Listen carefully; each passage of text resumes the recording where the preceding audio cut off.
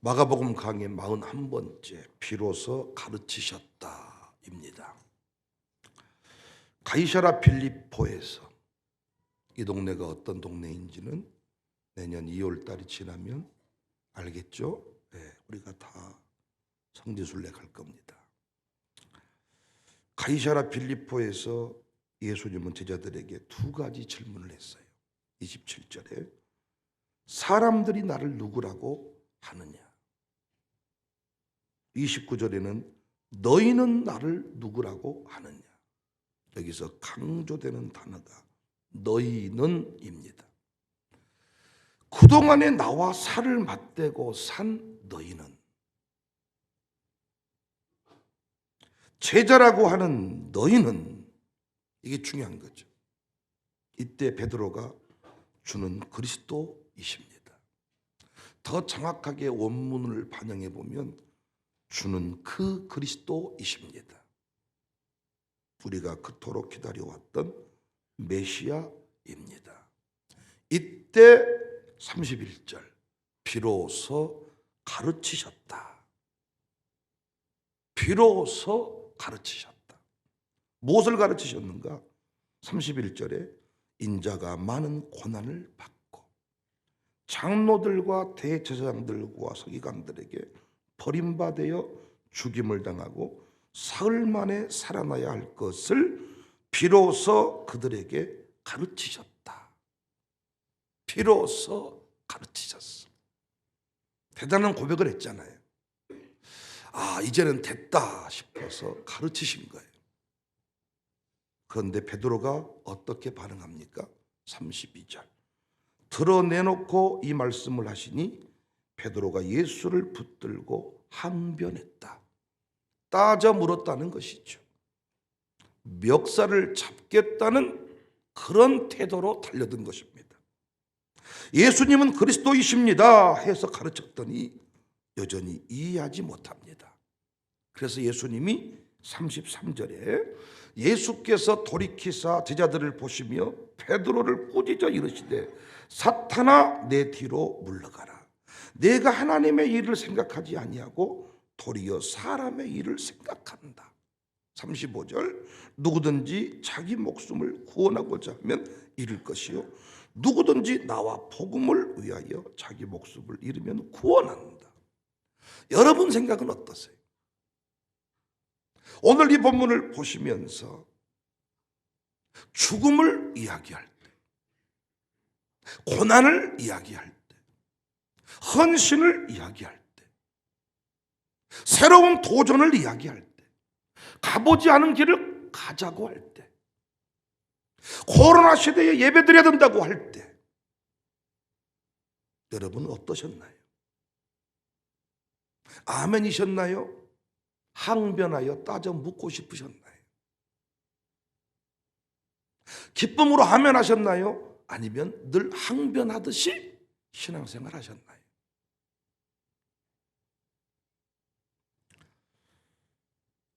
(2010년) 국내에서 개최된 사진전 중에 사상 최대 관객을 동원한 사진전이 있었어요.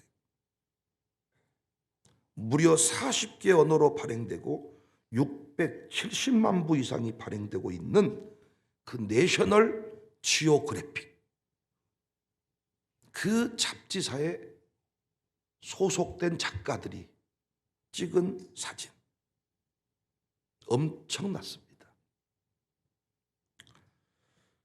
이 작품 하나하나를 만들기 위해서 여러분이 그 TV 채널 넘기시다 보면 내셔널 지오그래픽이라는 그 채널이 나옵니다. 헬기 타고 가다가 오지에 떨어뜨리는 거예요. 오지에 떨어져서 거기서 3일 동안, 2달 동안, 2주 동안 실제로 생존을 하는 거예요. 그러면서 거기서 사진을 찍습니다. 어떤 사람이 찍어온 것과 비교할 수가 없겠죠. 이들이 이렇게 새로운 도전을 하게 된 이유가 당시 그 미국에서 최고의 잡지였던 뉴스 위크, 이 잡지가 폐가 나는 일이 벌어진 거예요. 80년 전통을 자랑했는데 이 종이 잡지를 더 이상 발행할 수가 없게 됐습니다. 왜냐? 디지털과 인터넷의 등장으로 식상한 그 종이 잡지의 사람들, 여러분이 지금 신문 보는 사람 거의 없을 겁니다. 시대에 부응하지 못한 거죠. 이때 그 작가들이 내셔널 지오그래픽 소사이어티라는 그런 비영리 단체를 만들어 가지고 우리는 이런 시대에도 살아남을 수 있다. 어떻게 하면 살아남냐?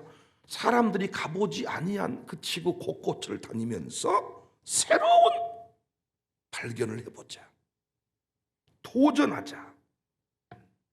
자연, 인류, 우주, 바다 그 모든 분야들을 이들이 사람들이 궁금해하는 이런 것들을 이들이 주제로 삼고 사진에 담기 시작했어요.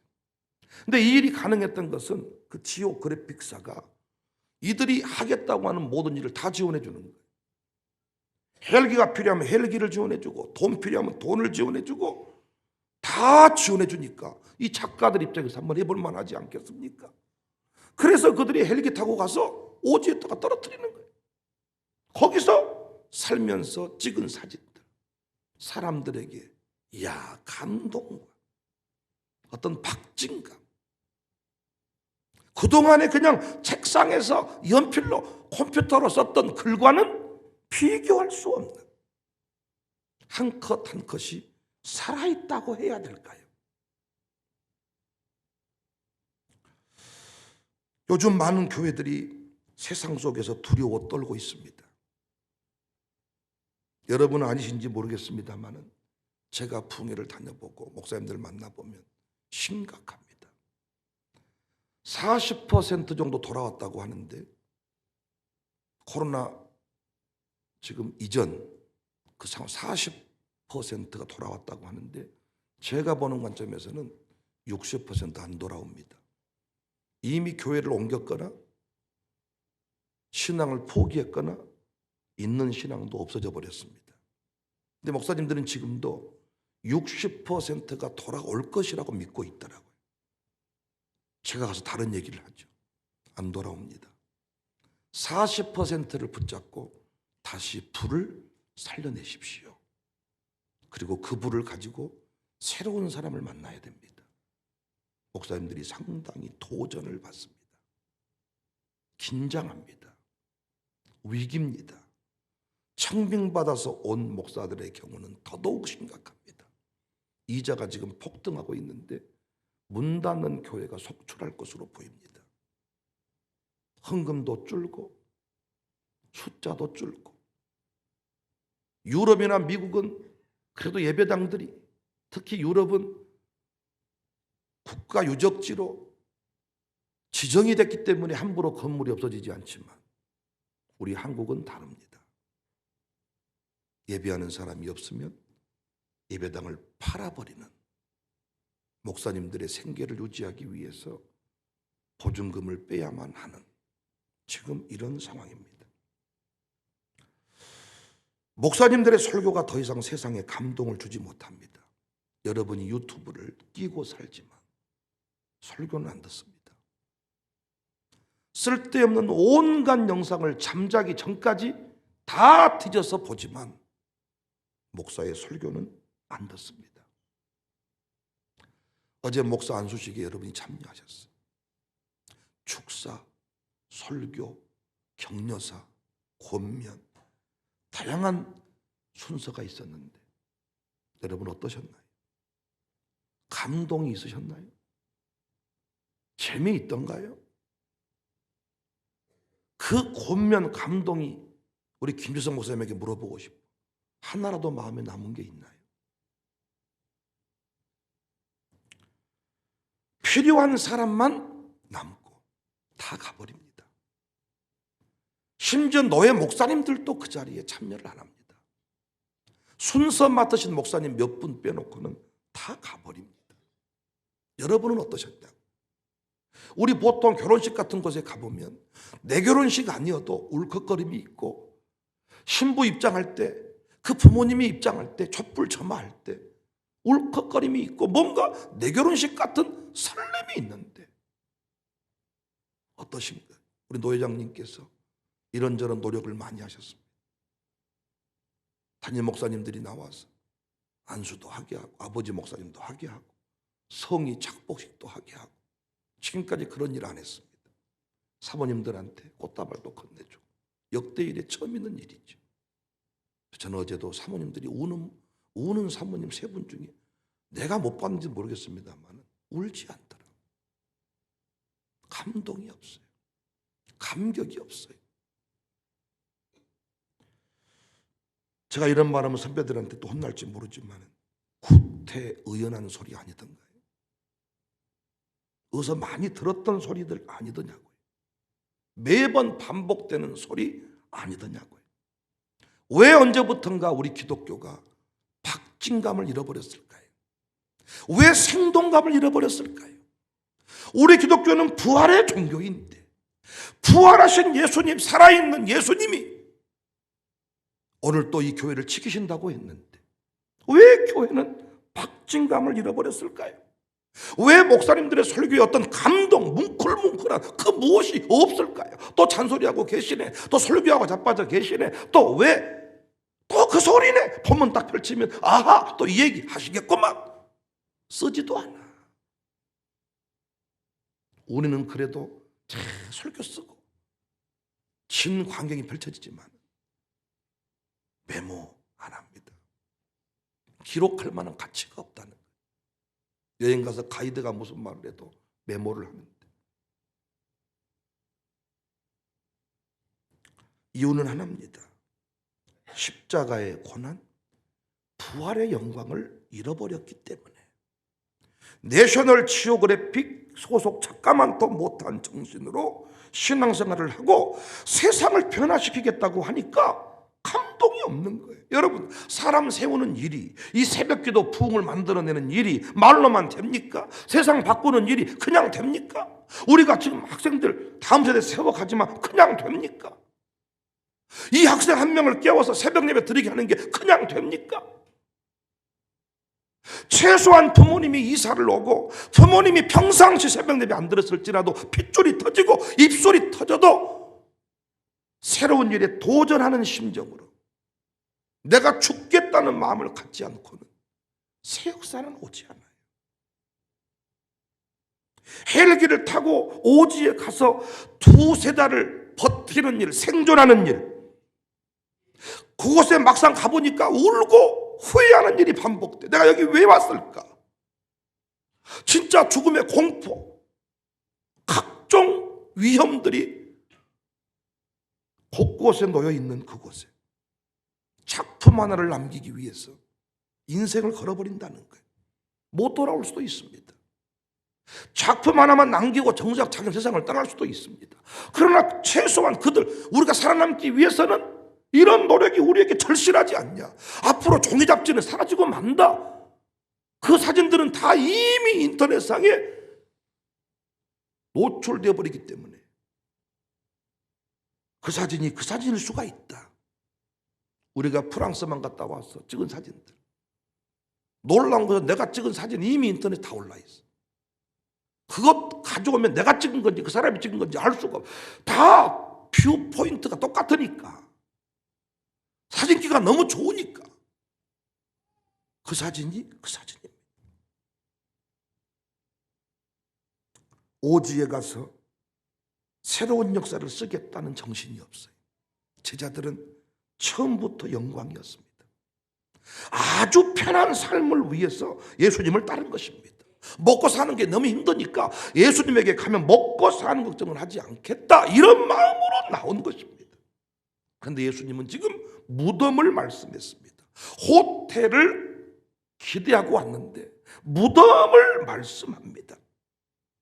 죽음 너머에 죽음 없는 부활을 원하는데, 죽음 없는 영광을 원하는데 예수님은 죽어야 부활의 영광, 세상의 가르침과 전혀 다르지요. 세상은 죽으면 끝입니다. 그래서 죽지 않기 위해 몸부림칩니다. 내가 죽지 않기 위해 수많은 사람을 죽입니다. 교회를 섬기다가도 헌신할 일이 생기고 죽을 일이 생기면 도망가는 거예요. 사실은 그때가 하나님의 때고 부활의 영광을 경험할 때인데 우리는 도피해버립니다. 그러니까 어떤 일을 하자고 할 때 강한 반대, 부정 의사를 표현한 사람들의 내면을 파고 들어가 보면 베드로와 같은 거예요. 세상 일을 생각하는구나. 세상의 논리로 이야기하는구나. 이런저런 많은 이야기를 하지만, 목사를 생각해 주는 것처럼 얘기하지만 두려운 것입니다. 도전이 두려운 것입니다. 어떤 의미에서 주님이 함께 한다면, 지오그래픽사가 모든 걸 다 치워준다고 하니까 작가들이 못할 것 없다, 해봐야 되겠다 아닙니까? 아니, 내가 하는 것도 아니고, 내가 돈 대야 되고, 내가 헬리기를 사는 것도 아니고, 회사가 모든 걸 다 지원해줄 테니 해봐라. 이건 못하겠냐? 교회가 어떤 일을 하자고 할 때 안 해본 일일수록 좋은 일 아닙니까? 우리 입장에서 내 돈 들여서 하려면 참 힘든 일인데, 교회가 어떤 일을 한다고 할 때 최소한 박수라도 치고 기대라도 해야 되는데 자꾸 반대하고 입을 삐죽대고 자꾸 힘들어하는 것은 그 마음속에 베드로와 같은 마음이 있는 거예요. 이 교회에 내가 온 것은 편하게 살라고 왔습니다. 이 교회에 온 것은 내가 편하게 신앙생활을 하려고, 내 아들 딸 세워준다고 해서 왔습니다. 그런데 어떻게 이 새로운 일에 도전을 하고 내가 그곳에 가서 죽어야 아들 딸들이 세워지는데, 그 일 가운데 주의 영광이 선포될 것이고 그들이 세상 논리를 깨버리는 청사교의 모습을 볼 것인데, 우리는 그 예수 믿지 않는 자식들이 이해하는 수준의 길만 걸어갑니다. 도전이 없지 않겠습니까? 열매가 없지 않겠습니까?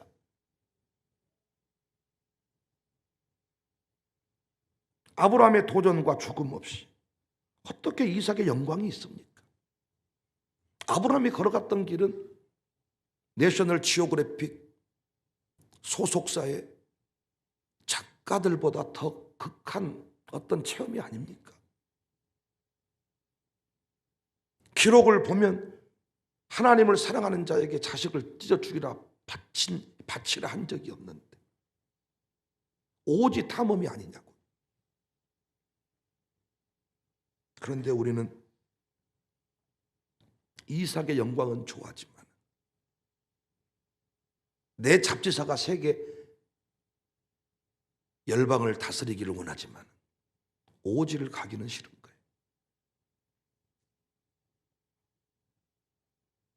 물론 처음부터 죽음, 헌신, 도전을 가르칠 수는 없지요, 목사가.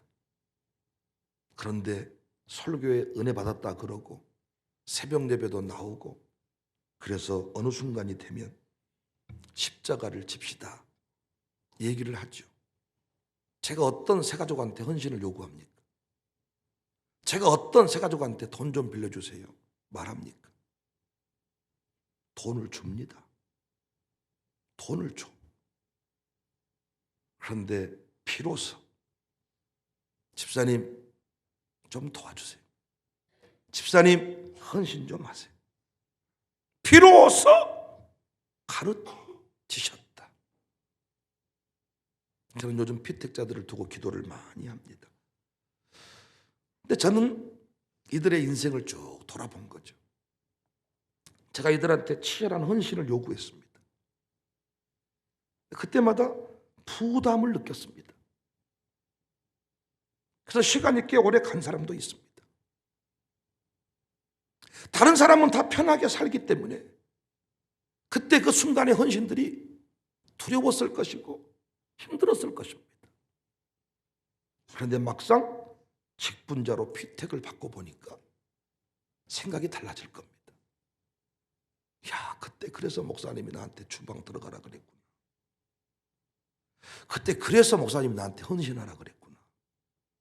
그래서 그때 나한테 이혼장을 시켰구나, 사역장을 시켰구나. 그래서 그때 그랬구나. 처음에 오면요 주방 안 들어가려 그래요. 처음부터 허허허허 한복 입고 허허허 들어가세요. 처음부터 나 주방 들어가라고 말 안 하지. 새가족들한테 가만히 계세요. 뭐 가만히 계세요. 그냥 드세요. 아유 불편, 그냥 가만히 계세요. 처음부터 설거지해라 말하지 않죠. 비로소 헌신을 가르치다, 비로소 설거지를 가르치다, 비로소 새벽 기도를 가르치다. 그냥 세워진 게 아니라는 거야. 교회와 함께 죽었던 헌신의 그 세월들, 거기에서 부활의 영광이,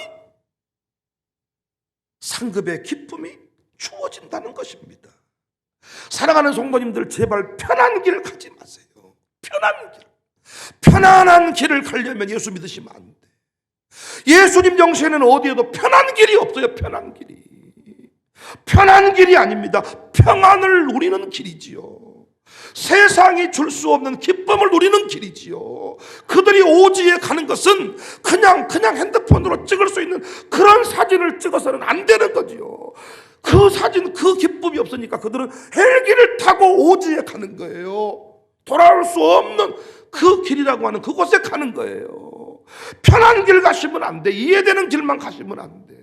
교회가 여러분에게 뭔가를 얘기할 때는 비로소 가르치는구나, 비로소 가르치셨다, 비로소 그때 그 고비를 넘어가야 새로운 기쁨이 있는 거예요. 여러분의 문제는 뭡니까?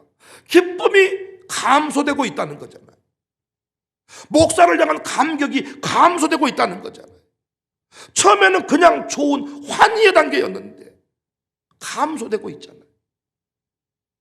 오래 간증했던 사람이 내년에 또 간증하는 경우가 많지 않더라고요. 간증 한 번으로 끝나는 경우가 많아. 나는 이게 늘 안타까워. 저는 올해 VIP 초청주일에도 간증자를 세워볼까 기도하고 있어. 올 송구 영신 예배도 간증자를 세워볼까. 올해 간증했던 사람 11조로 간증했으면 작년에 11조, 올해 11조가 올라가야 되는데 그대로 11조 유지되고 있는 거죠. 새로운 도전을 싫어해. 새로운 길을 가기 싫어해. 주님은 끊임없이 오라, 가라, 드려라, 죽어라. 못 죽습니다. 내 나이가 몇 개인데 또 죽어요. 강사 목사님 말씀처럼 뒷집에 있는 사람이 더 부자예요. 왜 가난한 나에게 늘 그러세요? 우리 교회한테 왜 그러시는 거예요? 멈추어 서니까 망하는 겁니다. 위크지, 잡지가 망했던 것처럼. 그 사진이 그 사진입니다. 여러분이 설교를 잘 들으면 감동이 안 되는 경우가 뭐냐?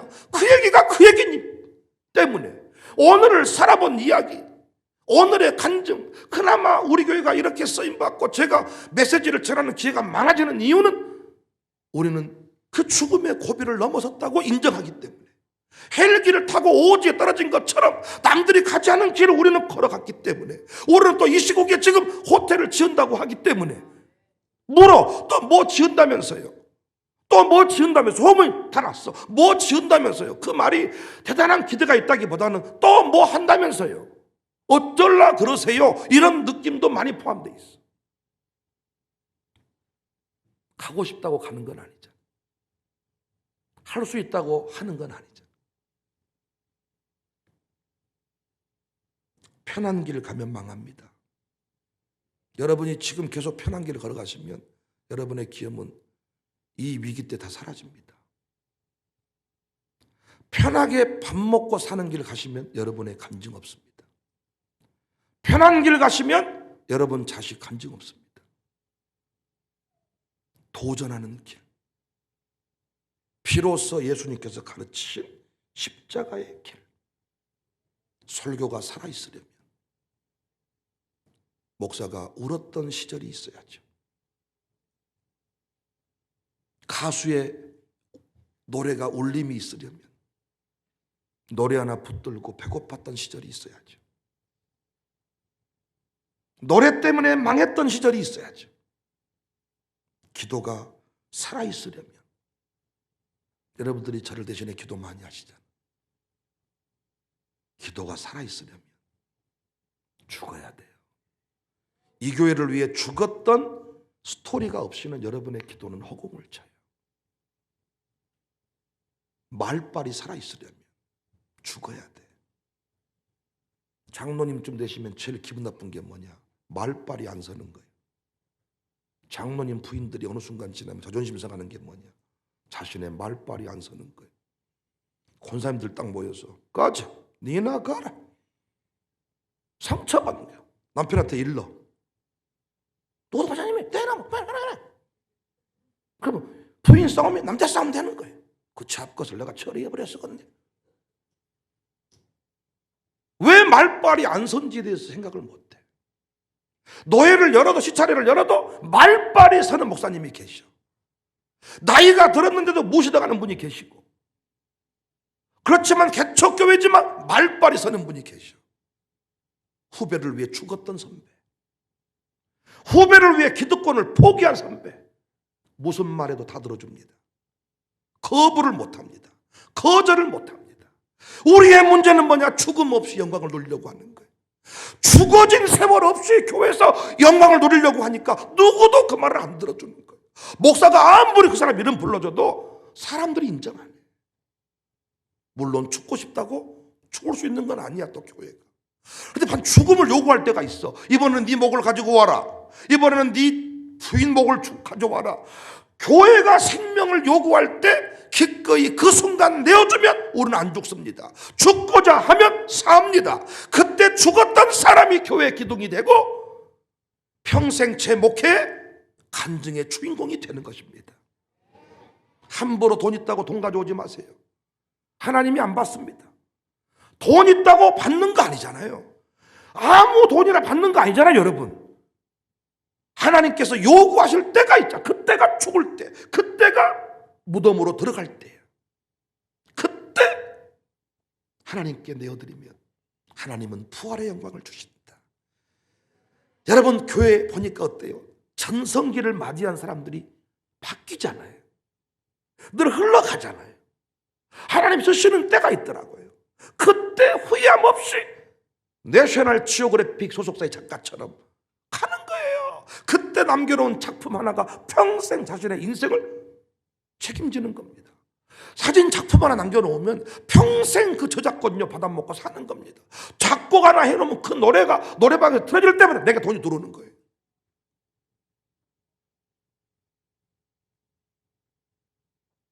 (38절에) 누구든지 이 음란하고 죄 많은 세대에서 나와 내 말을 부끄러워하면 인자도 아버지 영광으로 거룩한 천사들과 함께 올 때에 그 사람을 부끄러워하리라.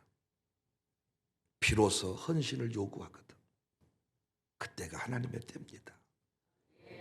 비로소 기도하자 하면 그때가 하나님의 때야. 그때 기도하자고 할 때 기도를 해야 돼. 집사님, 찬양대 봉사 좀 하세요. 그때가 하나님의 때야. 당신이 찬양팀 하고 싶다 그래도 내가 안 세워. 하나님이 세우는 거야. 그 길을 지나고 나면 왜 그 헌신을 요구했는지 알게 되더라고요. 비로소 가르치셨다. 죽음을 가르치셨다. 이야, 멋지잖아. 난 우리 교회가 끝까지 찬양팀이 찬송을 해도 울컥거림이 있고, 파워십 팀이, 샬롬 팀이 믿음으로 살아낸 감정이 있으면요, 다 찬양을 할 때 울림이 있어. 울림이. 기도할 때 화려하진 않지만은 울림이 있어. 울림. 우리 교회 끝까지 울림이 있는, 박진감이 넘치는 교회가 될 수 있기를 주님의 이름으로 축복합니다.